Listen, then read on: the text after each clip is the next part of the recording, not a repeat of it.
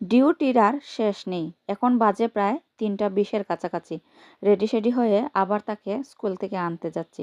ছেলেটা একা একা স্কুল থেকে আসতে পারে, কিন্তু মেয়েটা আসতে পারে না। একটা রোড ক্রস করতে হয়। এই রাস্তাটা ভীষণ সুন্দর, আমার অনেক ভালো লাগে।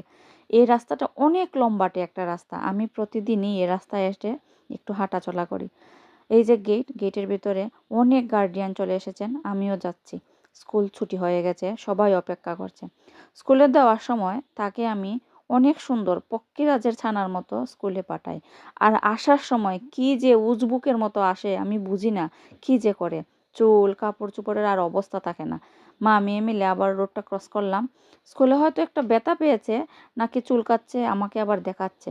ভীষণ রুদ্র, তার মুখ চোখ সব লাল হয়ে গেছে। বাসার সামনে চলে এসেছি। এবার তাকে নিয়ে একটু স্নান করিয়ে দিব, তারপর খাওয়া দাওয়া করিয়ে ঘুম পাড়িয়ে দেব। আবার বায়নাও আছে, আমাকে একটু মোবাইল বা টিভি দিতে হবে।